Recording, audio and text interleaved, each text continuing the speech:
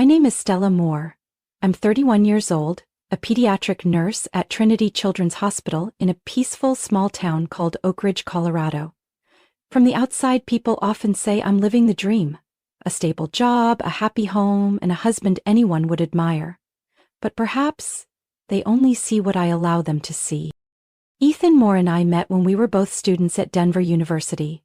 Ethan is 2 years older than me, a man with handsome features, confident eyes, and a warm, deep voice that made my young heart race back then. After 11 years together, 8 of them married, I once believed I had found my lifelong companion.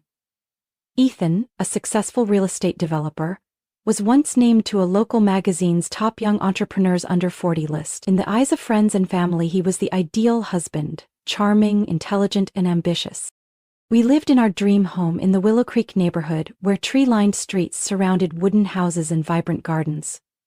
Our 2-story house had 4 bedrooms and a backyard large enough for weekend barbecues or simply enjoying a quiet afternoon with tea and a book. Every corner of the house was decorated by me, from the wall paint and curtains to the paintings and flower vases on the dining table. I still remember the excitement I felt stepping through that door with Ethan for the first time, when we were struggling to pay every dollar of our mortgage. I told myself then, this would be our solid home, where we would build a complete family. Ethan was gifted at making others feel special. He spoke in a way that made people trust him easily. At company parties, I saw the admiring glances he drew as he confidently spoke about the major projects he was involved in. With neatly cut black hair, a well-fitted suit, and a charming smile, he always became the center of attention without even trying. As for me, I was content with my role. I was the one behind the scenes, the one planning the parties, preparing dinner when he came home late, remembering every anniversary and all of Ethan's little preferences. My work at the hospital kept me busy, but I never let it affect our family life. I was proud that I could balance my career and our home, long shifts and cozy dinners with my husband. Every time I heard Ethan introduce me to colleagues, "This is Stella, the person who makes everything in my life perfect," my heart filled with simple happiness. To outsiders, we were the model couple. Ethan was successful, I was devoted. His family and my friends often said we were made for each other. Ethan was a caring husband who never forgot flowers on our anniversaries, and often texted me sweet notes during his packed meetings. Every morning he would kiss my forehead before leaving, and his gentle good morning wish was always the first thing I heard when I woke up. We used to think that the hardest challenges our marriage would face were my exhaustion from night shifts or Ethan's stress from overloaded projects. But I was wrong. Behind the perfect smile and elegant parties, behind the praise and successful contracts, was something I had never dared imagine. If someone had asked me, "Stella, did you ever doubt Ethan?" I probably would have shaken my head because at that time, Ethan was the most trustworthy person in my world. But life has its unexpected turns, and the way it began was cruel and more silent than any scenario I had ever pictured. Everything started changing quietly, so quietly that at first I didn't even notice. Ethan remained the courteous husband in front of everyone, but somewhere between peaceful evenings and sunny weekend mornings, he was no longer the man I once loved. The first signs were small. Ethan started coming home later. At first I didn't think much of it. He said work was at a critical stage, that his real estate projects needed closer supervision. I believed him. How could I not believe when for all those years Ethan was the man I proudly called my husband? But then the late nights became more frequent, from once or twice a week to nearly every evening. Some nights he came home when the clock had struck 11 p.m., his clothes disheveled, the scent of unfamiliar perfume clinging to his shirt, definitely not the cologne he usually wore. I began to sense something was wrong. Every time I gently asked, "Are you tired? Is work going okay?" Ethan would just give a faint smile and say, "Just a few long meetings, don't worry." But the way he smiled, the way he avoided my gaze, chilled my heart bit. One evening, as I folded Ethan's shirt after doing the laundry, my hands froze. On the collar of that crisp white shirt was a faint red lipstick stain, nothing like the natural shade I wore. It wasn't the kind of mark you could mistake. It was clear, haunting, so much so that I had to sit down on the bed, gripping the fabric as if I could crush the rising doubt inside me. I tried to reassure myself. Maybe it was from a female colleague by accident.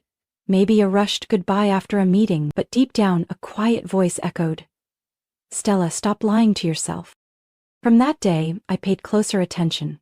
Every time Ethan came home, he rushed straight to the shower, as if something needed to be washed away before he faced me. I asked, and he said, "I feel sticky from the construction site dust. I need to shower to feel comfortable." Once I walked into the garage when Ethan was on the phone. He jumped, quickly ended the call, then pretended to be busy with the car. His phone was never out of his reach, even in the bathroom. Whenever I got close, he placed it face down on the table, his fingers lightning quick to close whatever app was open. Our quiet evenings together became rare luxuries. Ethan started using tiredness as an excuse to avoid hugs, the hand-holding he once gave me after a long day. He grew irritable for no reason, criticizing my meals as lacking creativity, suggesting I should take more care of myself instead of wearing the same old clothes around the house. Every word felt like a small blade, carving wounds in my heart that he didn't even bother to see. I still remember that afternoon clearly. I went grocery shopping and accidentally found a receipt in Ethan's pants pocket that he had left in the car. A receipt from an upscale restaurant in the city, the kind we'd never gone to together. On it was dinner for two, with an expensive bottle of wine. The receipt was dated 3 days earlier, the exact night Ethan said he had to stay at the office to handle urgent project files. My heart pounded. My hands shook so much I nearly dropped that tiny piece of paper. I asked myself, if not me, then who was sharing that dinner with him? That night, when Ethan came home, I pretended to be asleep. In the dim light, I saw him stand silently by the bed for quite a while, then sigh and turn away. I heard his phone vibrate softly on the table. A message came in. I couldn't help it. I peeked with one eye. A short line appeared on the screen. "I miss you. When will we have a night like that again?" I lay there, my heart twisting, not knowing when the tears had started to fall. Ethan's reply didn't come out in words, but his shoulders trembled slightly, as if he was struggling with himself. Or was it simply fear? I used to think Ethan was the person I knew best, but the more I looked at him in that moment, the more I realized I didn't know him at all. An invisible distance was growing between us, wider with each passing day, and I, with all my sincere love, couldn't hold on to him.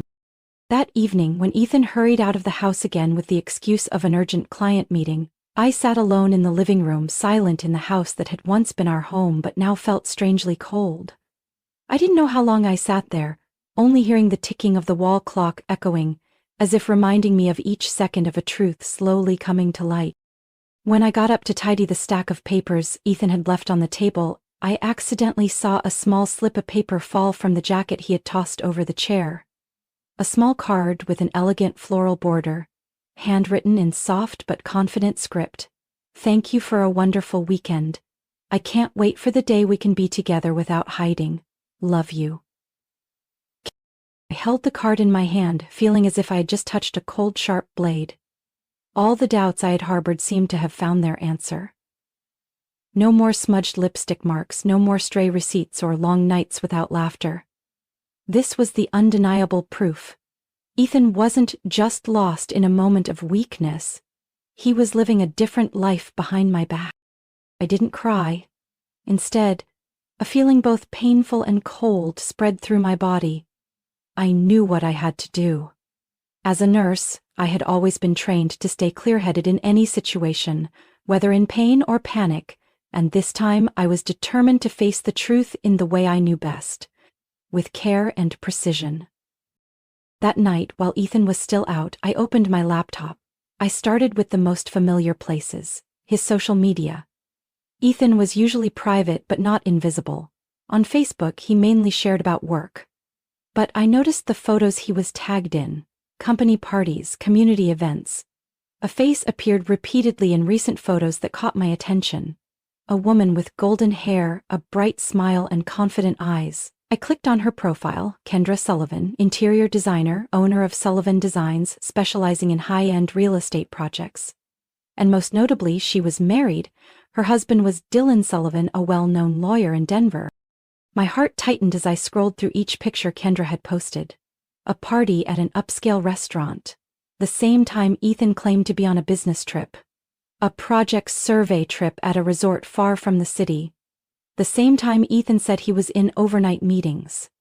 Each detail was like a puzzle piece slowly forming a clear picture of betrayal before my eyes. I didn't stop there. I remembered Ethan had a desktop computer in his office, always locked when he wasn't home. But I also knew where he hid the key. In his old document box in the basement, where I had once helped him organize when we moved in. With trembling hands but determined eyes, I opened that door at midnight. In the soft glow of the computer screen, I took a deep breath and guessed the password. And he himself had given me the answer. Our wedding date. What he once said was the happiest day of his life. Maybe to him now, it was just an easy number to remember. Evidence appeared in front of me. Hotel booking confirmation emails, receipts for dinners at fancy restaurants, jewelry purchase slips. But not for me.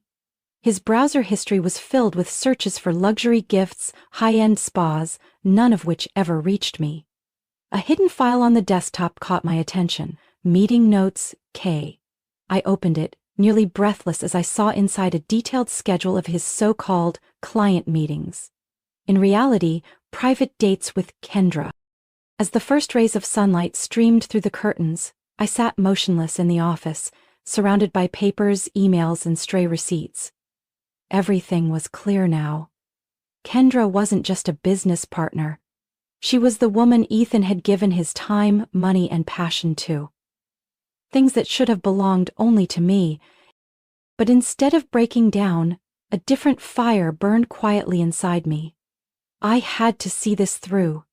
I had to know the full truth, not just for myself, but to make sure Ethan never deceived anyone again.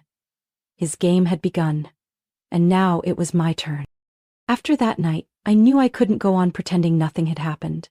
The pieces of Ethan and Kendra's deception were far too clear, but I wasn't the type to rush into confrontation without being fully prepared. If Ethan had spent months building his perfect play, I would take my time to expose it, with finesse and undeniable proof.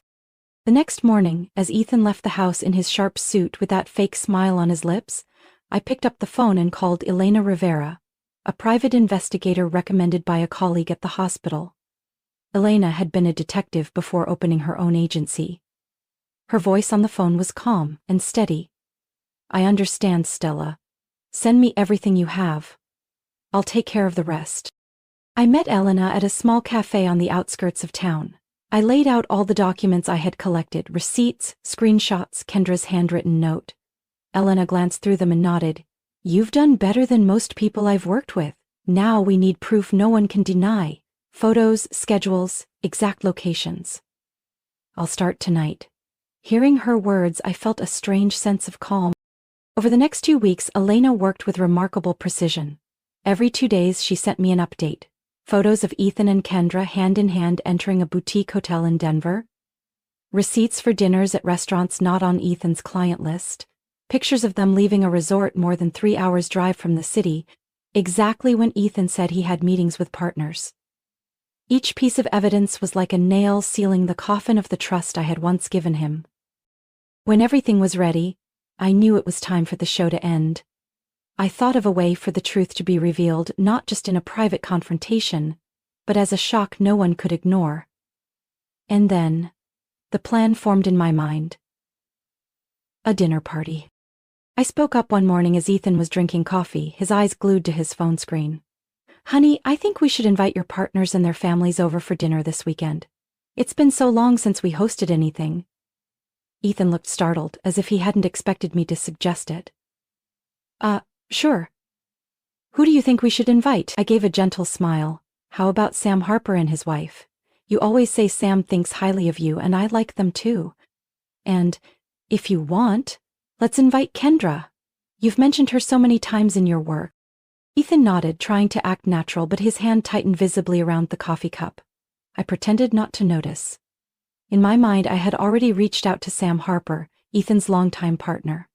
Sam eagerly accepted the invitation and even mentioned that week his wife's younger brother, Dylan Sullivan, would be staying at their house during a business trip to Denver. Dylan Sullivan, Kendra's legal husband. It was as if the universe had arranged everything for me. I texted Elena, "The plan begins." On the day of the dinner, I'd prepared everything with a level of care Ethan could never have anticipated. The long dining table in the formal dining room was meticulously arranged by me. I placed Ethan at the head of the table, Kendra to his right, close enough that their glances and subtle gestures could easily be noticed.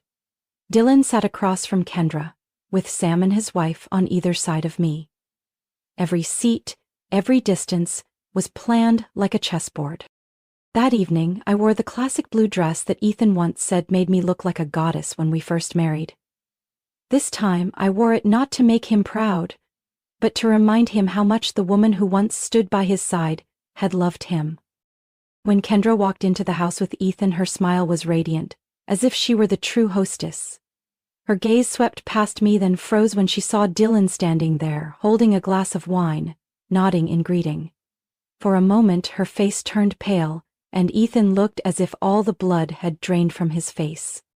I welcomed the guests with polite warmth, silently counting the seconds until their charade crumbled before everyone. The door had just opened when Kendra walked in with the confident posture of a woman accustomed to admiration. Her golden hair fell loosely, her face perfectly made up, and her smile was a mix of pride and provocation, as if the entire evening was her private stage. The deep red dress clung to her body, drawing every gaze in the room in an instant, including Ethan, who looked both tense and lost. Kendra reached out her hand, smiling sweetly. "Stella, I'm so glad to finally meet you. Ethan talks about you all the time." I took her hand, my smile gentle but my gaze unyielding. "It's an honor that you made time for our family dinner." In that moment, Kendra's eyes flicked to Dylan, her legal husband, standing beside Sam with a wineglass in hand. Her smile faltered for a brief second, then was quickly replaced with a look of surprise. "Dylan, you're here?" Dylan raised an eyebrow, his voice calm but full of meaning. "Why so surprised, Kendra? Sam invited me." "You knew I was staying with them, didn't you?" I watched the two betrayers like a director behind the stage, seeing every flicker of panic in their eyes as their own performance began to collapse. The meal started with an obvious stiffness. I played the gracious hostess, asking about each guest, offering wine, chatting as if unaware of the storm brewing beneath the surface. Sam and his wife remained cheerful, oblivious to the tension that flickered across the table. Dylan stayed silent, observing, the sharp eyes of a lawyer missing nothing in his wife's behavior. When the appetizer was served, I tilted my head slightly. "Kendra, I've heard you're very successful in interior design. May I ask which company you're with now?" Kendra forced a smile. "Oh, I freelance, take on projects through partnerships. It's more flexible." Dylan frowned slightly. "I thought you said you were officially collaborating with the firm in Denver. That's why we moved here so quickly, remember?" The air grew heavy. Kendra bit her lip, her eyes darting to Ethan. Then she shifted the topic. "Actually, I do a bit of everything to build connections." I followed gently, my voice light. "Ethan is so lucky to have a partner who's both beautiful and talented supporting his projects. He told me you've contributed many ideas recently, isn't that right?" Ethan swallowed hard, his hand clenching the wineglass. Kendra occasionally offers some suggestions, nothing formal." Sam looked surprised. "Really? I thought you said you were working closely with a new designer. So it's not Kendra?" Kendra and Ethan exchanged glances, panic now clearly visible in their eyes. Dylan leaned on the table, his voice low and firm. "I think I need to hear more about these late-night meetings, these sudden business trips. Funny how they always line up with the times Kendra says she has to work late." I stood up, calmly walked to the side table where I had prepared a file. "I think it's time we were honest. If I may, I'd like to share some information I believe everyone here should see." I gently opened the file, pulling out photos, receipt copies, and evidence Alina had helped me gather. One by one, I laid them out on the table, in front of everyone. Photos of Ethan and Kendra hand in hand entering a boutique hotel. Room booking receipts for a luxury resort 3 hours drive from Denver. Dinner receipts for romantic evenings on the very nights Ethan claimed to be in meetings. Each document was like a blow to the mask they had tried so hard to keep on since the evening began. Dylan looked at each piece of evidence, his face turning to ice. He picked up a photo, his voice rough. "Kendra, do you have anything to say? Is this the boss you told me about?" Kendra's face went pale, her eyes filled with tears, and she stammered, "Dylan, I'm sorry. I don't know what to say." Ethan started to speak, but I looked him straight in the eye, my voice not loud but enough to silence him. "Don't say sorry. I don't need it. What I need is the truth, and it's right there on the table." Sam and his wife sat in stunned silence, unable to believe what was unfolding. The dinner meant to foster business connections had become a bitter exposure. I took a deep breath, feeling a lightness in every cell of my body. The truth had spoken, and there was no place left to hide. After that fateful evening, everything collapsed at the speed of a storm. Dylan left my house that very night, taking with him the file of evidence I handed him. The look he gave Kendra then held no trace of love, only deep disappointment and the resolve of a man who knew what he had to do. Just 2 days later, I heard that Dylan had changed all the locks on their house in Denver and filed for divorce along with a criminal complaint for embezzlement. As a seasoned lawyer, Dylan knew exactly what he needed to do to protect his honor and assets. He brought the case into the open, worked with investigators, and provided all the evidence from the documents I had shared, along with the fake invoices he found after reviewing his wife's company accounts. Kendra had no chance to explain herself. When the police searched her office, they uncovered numerous fake records, fraudulent invoices, and evidence of illegal money transfers. The embezzled amount was determined to be nearly $80,000. Enough to make her the most notorious financial criminal in Denver that year. News of the case spread quickly across local papers. The press didn't hesitate to label the scandal the most infamous affair and embezzlement of the year.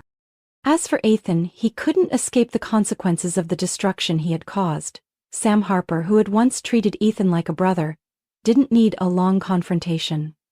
After that evening, Sam announced the end of all business partnerships. He skillfully but firmly removed Ethan from every joint project to protect the company's reputation from further damage.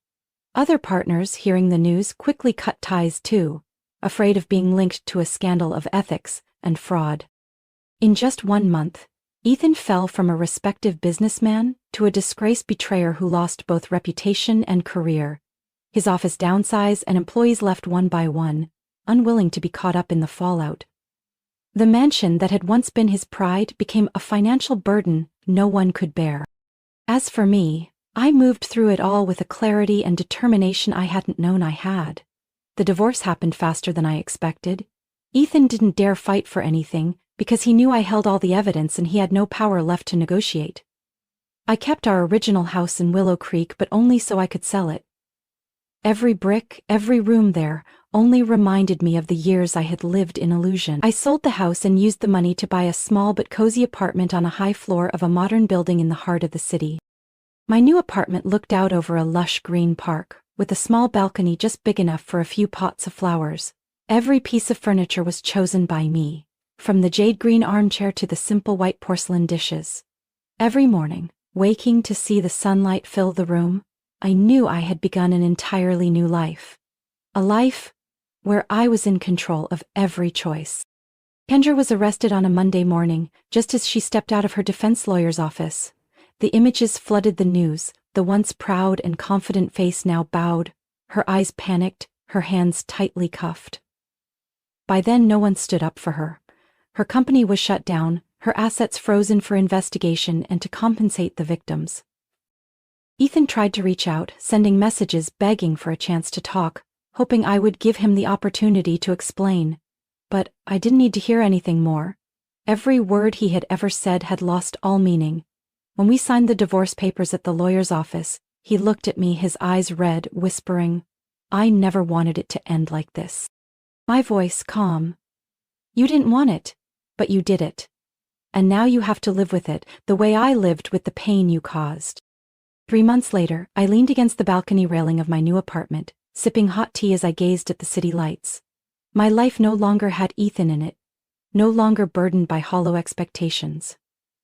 I returned to the hospital working with all my passion and focus. My colleagues saw me stronger, more confident. The department head offered me the role of shift coordinator for pediatrics, a position I had once thought beyond me, and this time, I was ready to embrace it. I understood that sometimes the cruelties of life open the door to a better one. In the time after that ordeal, I thought I would fall apart, but strangely, with each passing day, I felt reborn. No more long nights waiting for the sound of keys in the door, no more mornings waking with the weight of doubt.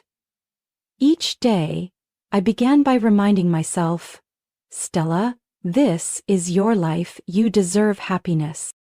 My work at Trinity Children's Hospital became my greatest anchor. I poured my heart into every shift, every child I cared for. Every word of comfort I offered to anxious parents outside the room. Perhaps the pain I had endured helped me connect more deeply with the losses and fears of others.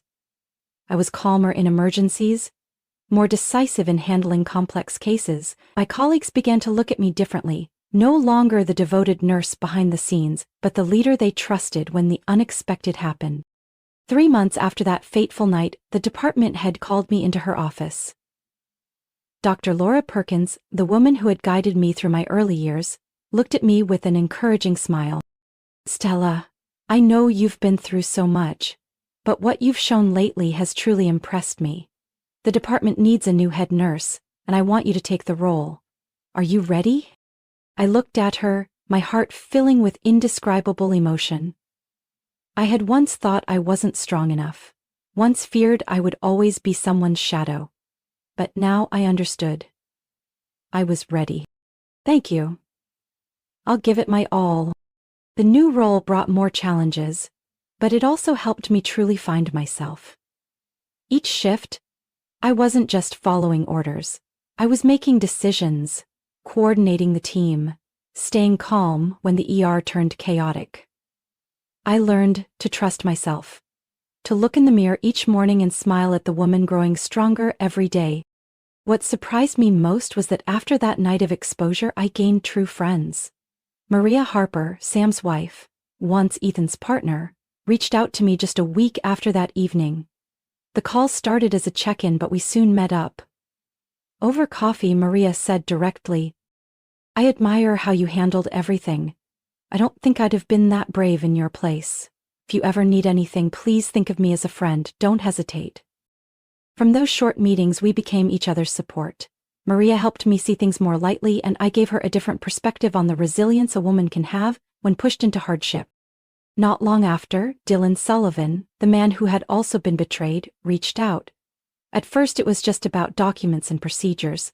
Then gradually, we shared encouragement, helping each other through tough times. We didn't dwell on the past because we both knew those wounds were quiet reminders, not stories to reopen. Dylan, with his calm and understanding nature, became a trusted companion on the path to rebuilding.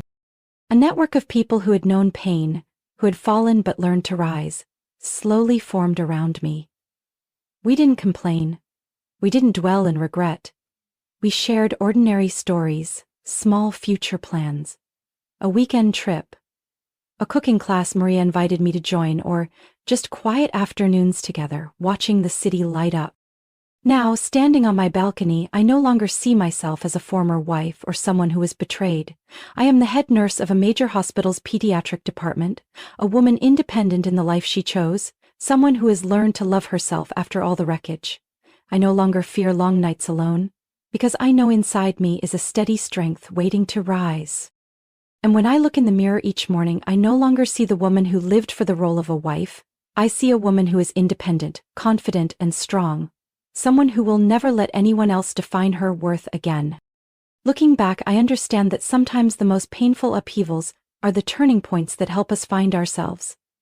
I am no longer the woman who strained to hold together a marriage built on lies. Now I live for myself, own every decision, and cherish the value and freedom I deserve. The old wounds have closed, making room for a Stella who is strong, confident, and happy with the new life I once thought impossible. After all that heartache.